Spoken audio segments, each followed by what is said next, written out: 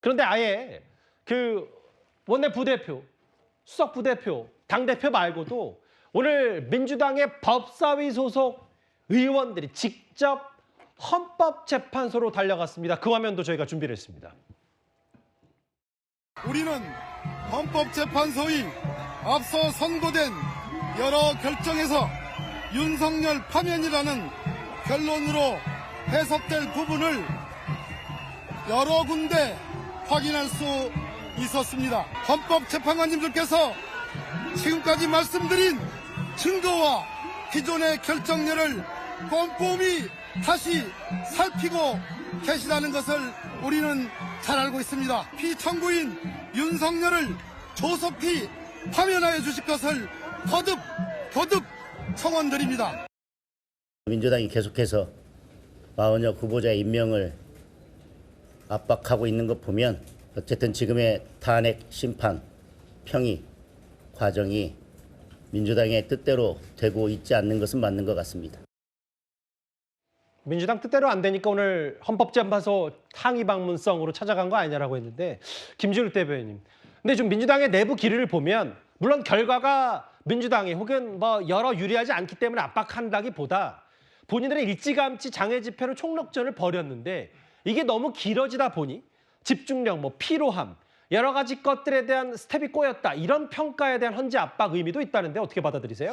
저는 그렇게 해석하지는 않아요. 오늘 그 법사위원들이 헌재를 방문한 건 이제 정말 충분하다. 그동안 국민의힘이나 탄핵에 반대하는 측 입장에서는 헌법재판소가 굉장히 졸속적이다. 또는 그 속도전을 하고 있다 이렇게 표현했지만 이제 그 누구도 여당이든 야당이든 또는 탄핵을 찬성하든 반대하든 그 누구도 헌법재판소가 이제는 결론을 낼 때가 됐다라고 얘기하니까 충분히 이제 헌법재판소의 결정의 시간이 왔다라는 게 첫 번째 의미가 있는 것이고요. 두 번째는 국민들의 불안이 너무나 가중되고 있다는 것입니다.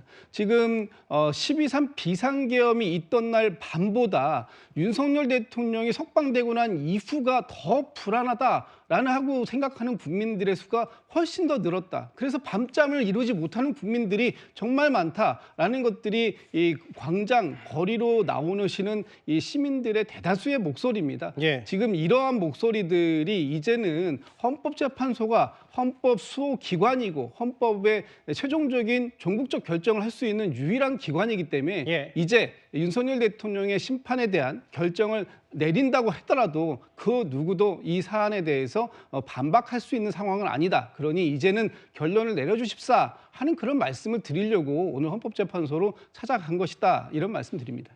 김준우 대변인데 제가 왜 웃는지는 아시겠죠? 그게 뭐 대다수라고 하면 또 탄핵 찬반이 지금 많이 엇갈렸기 때문에 밤잠 못 이루고 불안하다라는 그걸 뭐 단언할 수는 없어서 많은 분들이 대다수와 많은 분들도 다른 의미로 있을 수 있으니까 제가 높아심에서 순화를 하겠습니다.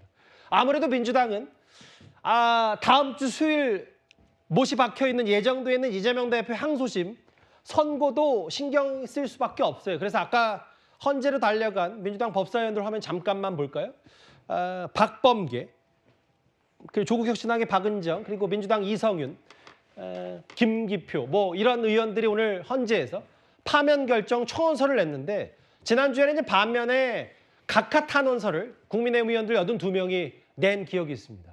그런데 빨리 대통령 거 판단해달라고 했지만 저 최재형 변호사님 뭐 잠시 뒤에 박성재 법무부 장관 얘기를 해볼 텐데 한덕수 총리 건의 선고가 먼저 되면 이게 다음 주도 보장할 수 없는 거 아닌지 모르겠어요? 그렇습니다. 사실 오늘 오전에 채널A 단독으로 한덕수 국무총리 대통령 권한 대행에 대한 평의가 이루어진다라는 그런 속보를 제가 봤습니다.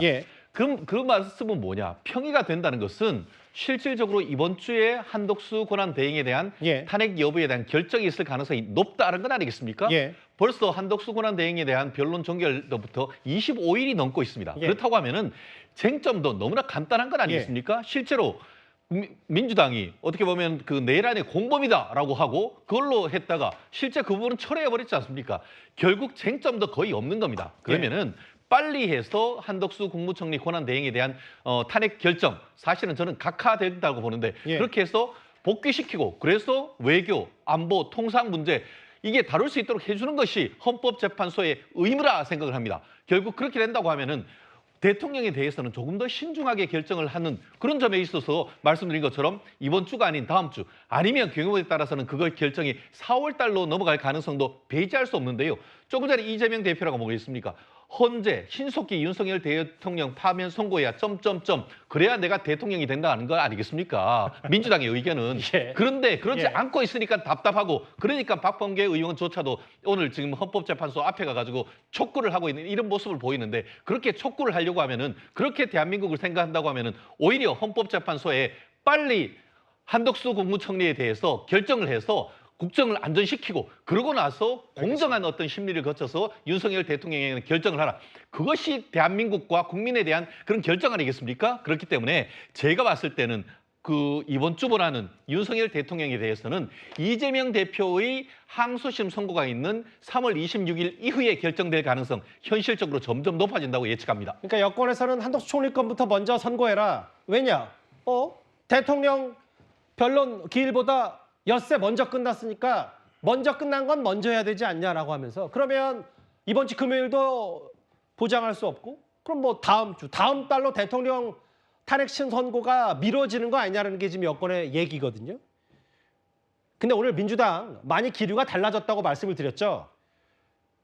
오늘 박찬대 원내대표는 최상목 권한대행에게 내일까지 마은혁 후보자 임명하라라는 최후 통첩을 날렸습니다. 박찬대 원내대표께서 최상목 대통령 권한대행 보고 뭐 빨리 마은혁에 내일까지 임명해라 하는 걸 보고 깜짝 놀랐습니다. 참을 만큼 참았고 기다릴 만큼 기다렸습니다. 내일까지 마은혁 재판관을 임명하십시오. 왜 좀 전까지만 해도 8대0 탄핵 인용이라고 말씀하시던 분들 아닙니까? 그런데 갑자기 생뚱맞게 무슨 마은혁을 임명하라고 합니까? 8대0 인용인데 왜 마은혁 후보자가 필요합니까? 결국 민당 원하는 대로 평의가 제대로 진행이 되지 않는다라는 걸 보고 있고요. 결과적으로는 결국 문영배 등 이제 인용을 주장하는 분들께서 인용이 안 될 바에야 기각보다는 각하 쪽으로 기울지 않겠냐. 정치 공방 얘기를 먼저 짚어보기 전에 법적인 것부터 살펴볼게요. 정혁진 변호사님. 여기 네네. 화면에 있으면 김정한 변호사는 한 변호사가 마은혁 후보자의 재판관 임시 지위를 부여해달라는 가처분 신청을 냈어요. 이걸 어떻게 받아들이시겠어요? 제가 봤을 때는요. 헌법재판소에서 굉장히 난감할 것이다. 왜냐하면 저건 있을 수가 없는 거거든요. 만약에 저게 가처분 신청이 될 수 있었다라고 하면 예. 권한쟁의 심판할 때 그때 부작위가 위법하다라고 하는 걸 확인해 주십시오. 그런 식으로 민주당에서 헌법재판소에다가 청구했겠습니까? 오히려 민주당에서 원칙적으로 그 마은혁이 임명되어야 한다. 그다음에 이게 말이 되지가 않는 게요. 그 청구 취지 제가 봤었거든요. 어떻게 되어 있느냐?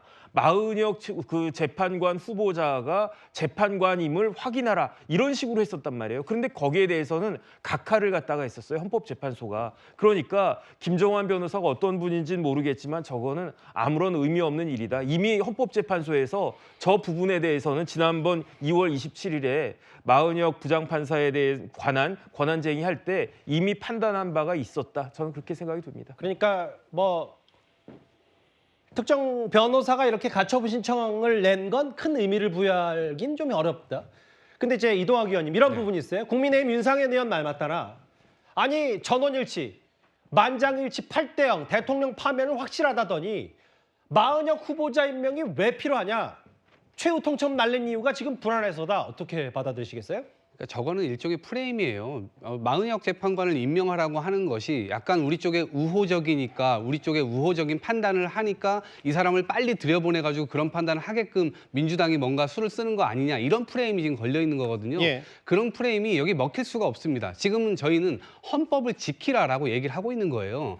지난 3월 12일에 국회의장께서 직접 최상목 이 권한대행에게 촉구하는 이 기자회견까지 열지 않았습니까? 예. 헌법을 지켜야 될 거 아닙니까? 본인이 30년 공직에 있었으면 그 공직 행정력의 그 근원은 뭡니까? 법에서 오죠. 그 법은 또 어디서 옵니까? 헌법에서 옵니다. 우리가 이러한 법을 준수할 때 국가 시스템도 유지가 가능한 것이고 지금 헌법재판소도 결국에는 완전체로 돌아가야 되는 겁니다. 그런데 마은혁 재판관이 임명된다고 해서 윤석열 대통령의 어떤 평의에 참여할 수 있는 건 아니지 않습니까? 참여 안 하고 8명에서 쭉 가는 겁니다. 예. 그렇기 때문에 구조적으로는 8대0 저희는 그걸 하지만 마은혁 재판관 임명을 통해서 이 결과를 바꿔보겠다 이런 의도는 하나도 없고요. 예. 오로지 헌법을 준수하라 이 얘기를 하고 있는 겁니다. 아니 뭐 지금 8명이서 평의 모으고 다 판결까지 가고 대통령 파면 여부를 결정하는 건 지금 8명이면 충분한다. 근데 왜 마은혁 후보자 임명 안 하면 내일까지 최후 통첩을 날리냐 이런 공방이 있었거든요. 저희가 잠시 뒤에 만나보겠지만 오늘 헌법재판소가 박성재 법무부 장관의 탄핵 심판 변론을 단 한 번의 변론 기고 종결을 했죠. 근데 만약에 이런 경우가 있어요. 자, 돌아오는 금요일일지 아니면 다음 주일지 4월을 넘길지 알 수 없습니다만 대통령 파면 여부에 대한 8명의 의견이 모아졌다. 그러면 문영배 권한대행이 어떤 말로 시작하느냐에 따라 대통령 파면 여부를 미리 점쳐볼 수 있습니다. 과거 사례 영상 하나 준비했습니다. 대통령 탄핵 사건에 대한 선고를 시작하겠습니다. 먼저 이 사건 탄핵 소추안의 가결 절차와 관련하여 흠결이 있는지 살펴보겠습니다. 이에 재판관 전원의 일치된 의견으로 주문을 선고합니다. 주문, 피청구인 대통령 박근혜를 파면한다. 주문을 선고합니다. 주문, 이 사건 심판 청구를 기각한다. 이 사건은 피청구인이 직무집행에 있어 헌법이나 법률을 위반했는지 여부, 파면 결정을 선고할 것인지 여부에 관한 것입니다. 주문, 이 사건 심판 청구를 기각한다. 눈치 빠르신 분들은 두괄식, 미괄식 이런 거 좀 분석하셨을 텐데 최정 변호사님. 네. 만약에 대통령 파면 여부를 결정하는 8명의 생각이 만장일치라면 문영배 권한대행이 선고 이후부터 읽으면 전원시 가능성이 꽤 높다. 뭐 이런 정도의 오늘 얘기가 나오더라고요. 사실 이 논란은 제가 저작권을 가지고 있는데요. 박근혜 전 대통령 때 어떤 저작권을 갖고 계세요? 결국 P로 시작하느냐, E로 시작하느냐에 따라서 법조인은 그 결과를 알 수 있다. 이거거든요. 잠시만요. 그러니까 피청구인이냐, 그렇죠. 이 사건이냐 이걸 얘기하신 거죠? 이 사건으로 E로 시작한다고 하면 이 사건 심판 청구를 각하한다 또는 기각한다라고 되는 것이고 P로 시작할 경우에는 피청구인 윤석열을 파면한다 이렇게 되는 것이죠. 그렇기 때문에 주문이 E로 시작하느냐 P로 시작하느냐는 정말 윤석열 대통령의 정치적 운명을 가름하는 첫 글자가 되는 것인데요. 지금 현재의 헌법재판소의 바이블이라고 할 수 있는 실무제유 같은 경우에는 만장일치일 경우에는 먼저 이유를 읽고 최종적으로 주문을 낭독하도록 돼 있고 그 반면에 반대 의견이나 별개의 의견이 있어서 의견이 갈릴 경우에는 먼저 주문을 낭독한 다음에 이유를 선고한다라고 지금 돼 있습니다. 다만 그럼에도 불구하고 아까 박근혜 전 대통령 때 어땠습니까? 만장일치로 탄핵 인용을 하면서도 이유를 쭉 읽은 다음에 최종적으로 이 사건 피청구인 박근혜를 파면한다 했듯이 만약에 처음에 주문을 먼저 그것이 인용이든 기각이든 먼저 읽어버리면 그 순간 사실 윤석열 대통령이 바로 복귀하거나 아니면 그 순간 바로 대통령에서 파면되는 겁니다. 그러다 보니까 말씀드린 것처럼 이 원래 교과서에는 그렇게 돼 있지만 현실적으로 윤 대통령에 대한 탄핵 결정은 이유를 읽은 다음에 최종적으로 주문을 읽을 가능성이 더 높지 않을까 법조인으로서 예측을 해봅니다. 알겠습니다. 일단 뭐 대통령이 직접 나올 수도 있고 생중계도 거의 기정사실화가 돼 있는 부분이 있기 때문에 E로 시작하냐 P로 시작하냐라는 앞글자에 대한 여러 미리 전망까지 한번 짧게 만나봤습니다. 잠시만요. 그런데 저희 채널의 정치부가 단독으로 취재한 내용이 하나 있어서 실시간으로 소개를 해드리려고 해요. 앞서 제가 박찬대 원내대표가 최후 통첩을 최성목 권한대행에게 날렸다. 내일까지 마은혁 후보자 임명 안 하면 뭐 탄핵하겠다는 취지. 김진욱 대변인님, 내일 밤에 민주당 비상의원총회를 소집한 모양입니다. 저건 최상목 권한대행 탄핵건입니까? 지금 민주당은 의원총회를 거의 매일 하고 있습니다. 뭐 새삼스러운 건 아니고 내일 밤 9시에도 지금 예정이 되어 있다고 하는데 예. 아마 그 지금 의원총회를 하게 되면은 많은 의원들께서 가지 의견들을 굉장히 많이 제시를 하고 계시고 특히 최상목 권한 대행에 대한 얘기 또 많이도 하고 계십니다. 특히 오늘 같은 경우에는 최상목 권한 대행께서 9번째 거부권을 행사하지 않았습니까? 뭐 이런 과정들 여러 가지 것들이 지금 최상목 권한 대행이 사실상 이 그 대통령의 권한을 그 10분 활용을 하면서 결국은 대통령직을 유지하는 것이 아니라 특정 정파의 이익을 대변하는 대행 역할을 하고 있는 게 아니냐라는 그 인식이 민주당 내에서는 굉장히 강하게 있어요. 그래서 내일 어떤 결정이 최종적으로 나올지는 모르겠습니다만 지금 그 비상의총이라고 하는 것이 며칠 전부터 계속 이어지고 있는 과정 중에 있다. 그래서 내일 의총에서는 뭐 특별히 최상목 권한대행에 대한 탄핵안이 뭐 다시 논의가 될지는 모르겠습니다만 최종적인 거는 내일 좀 상황을 좀 지켜봐야 될 것 같습니다. 저에게는 민주당이 정말로 이 시국에 대행까지 염두에 두고 한번 밀어붙이겠다는 취지인데 잠시만요. 앞서 몇 개 나갔던 새로운 내용을 한번 되짚어 볼까요? 그러니까 의원총회에서 최상목 권한대행 탄핵 추진 논의될 가능성이 있다는데 앞서 지나갔던 자막을 다시 부탁드릴게요. 저혁진 변호사님. 네네. 이제 저 얘기예요. 감사합니다. 저 얘기가 대통령 선고기일이 내일도 헌재가 공지를 하지 않을 경우를 대비하겠다는 게 앞서 국민의힘의 윤상현 의원이 뭐라 그랬냐면 헌재가 선고기일을 미룬다? 그러니까 마은혁 후보자 임명하는 최상목 권한대행 압박. 뭔가 결과가 민주당 중심으로 잘 안 되니까 압박하는 거 아니냐고 국민의힘이 얘기했는데 듣기에 따라서는 저 선고기일이 지려정이 않은 것과 마은혁 후보자 임명의 최후 통첩이 좀 관련이 있다면 있을 수도 있는 것 같거든요. 글쎄요. 지금 박찬대 원내대표 좀 전에 나왔지만 내일까지 마은혁 임명하지 않으면 참을 만큼 참았으니까 뭔가 하겠다 그런 취지 아닌가 그런 생각이 들고요. 그러면 참을 만큼 참았는데 거기에 대해서도 임명이 안 되면 뭘 하겠는가? 제가 봤을 때 할 수 있는 건 딱 하나밖에 없지 않겠습니까? 그거는 최상목 권한 대행도 탄핵하는 것이 될 텐데 그런 걸 보고 옛날 사람들이 뭐라고 그랬냐면요. 장고 끝에 악수 둔다라고 할 거예요. 그다음에 왜 그런가? 지금 조금 전에 이동학 위원님도 말씀하셨지만 우리나라가 얼마나 어렵습니까? 경제적으로 얼마나 어렵습니까? 경제가 지금 바닥을 기고 있는데 경제부총리 권한 대행까지도 탄핵을 한다? 이거는 진짜 있을 수가 없는 거고요. 진짜 그 우리나라 자체가 굉장히 부끄러운 일이 아닌가 그런 생각이 들고 법리적으로만 따져도 마은혁 부장판사 헌법재판관으로 그 많은 논란에도 불구하고 임명이 될 겁니다. 그런데 이 권한쟁의 심판 주문을 갖다 읽어보면 심플해요. 그 최상목의 부작위는 헌법재판소 구성권을 침해한 것이다. 이게 끝이에요. 언제까지 임명하란 말 없어요. 그다음에 헌법재판소법 66조 2항을 보면은 최상목은 결정 취지에 따라서 임명해야 된다, 처분해야 된다. 끝이에요. 언제까지 임명하란 말이 없어요. 그러니까 최상목 대행은 임명하기는 임명할 텐데 그게 만약에 한덕수 총리가 돌아오시면 한덕수 총리가 임명해야 되는 거 아니냐. 지금 이 논리 아니겠습니까? 더더군다나 조금 전에 뭐 헌법 관련해가지고 이런저런 말씀들을 많이 하셨는데 헌법재판소 구성권을 어기면서까지 헌법을 위반한 사람이 최상목입니까? 그렇지가 않습니다. 그 마은혁 권한쟁의 결정문 보면요. 어떤 내용이 나오느냐. 헌법재판관들이 뭐라고 썼냐면요.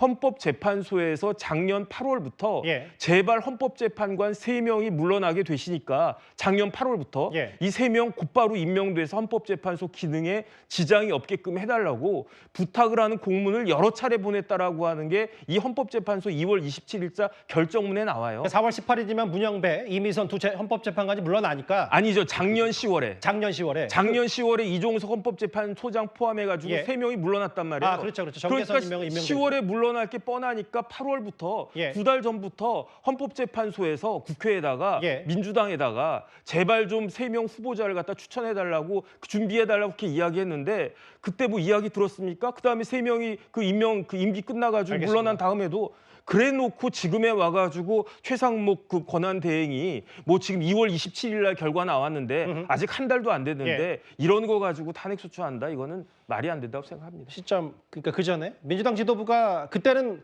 헌법재판관 빨리 임명해달라는 요구에 대해서 응하지 않다가 대통령이 탄핵 소추되니까 부랴부랴 헌법재판관 임명한 거 아니냐는 비적을 하셨어요.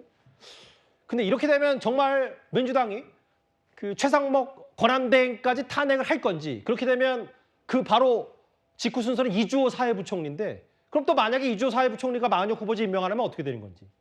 뭐 결까지 나가지 않겠지만 지금 생각보다 복잡하게 돌아가고 있습니다. 선고가 미뤄지면 미뤄질수록. 알겠습니다.